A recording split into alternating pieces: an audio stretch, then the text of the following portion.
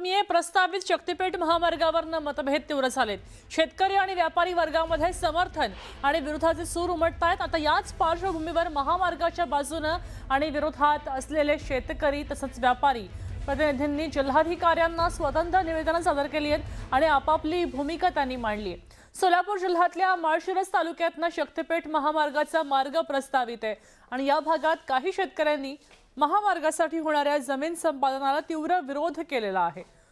शेती आणि उपजीविकेवर होणाऱ्या परिणामांची चिंता व्यक्त केली, तर दुसरीकडे काही शेतकऱ्यांनी हा महामार्ग विकासाच्या दृष्टीने महत्त्वाचा असेल असाही विश्वास व्यक्त केला आणि प्रकल्पाला पाठिंबा दिलेला आहे।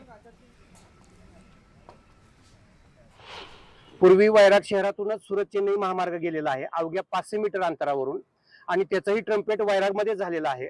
आता हा शक्तीपीठ महामार्ग देखील वैराग शहरातून जातो आहे आणि त्याचंही ट्रम्पेट वैराग शहरामध्ये होत आहे।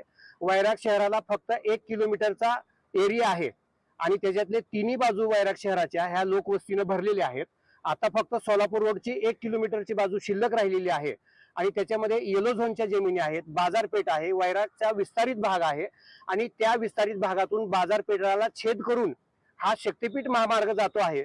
त्याच्यामुळे लोकांची घरं उद्ध्वस्त होणार आहेत, लोकांचे व्यवसाय उद्ध्वस्त होणार आहेत, सुपीक जमिनी जाणार आहेत।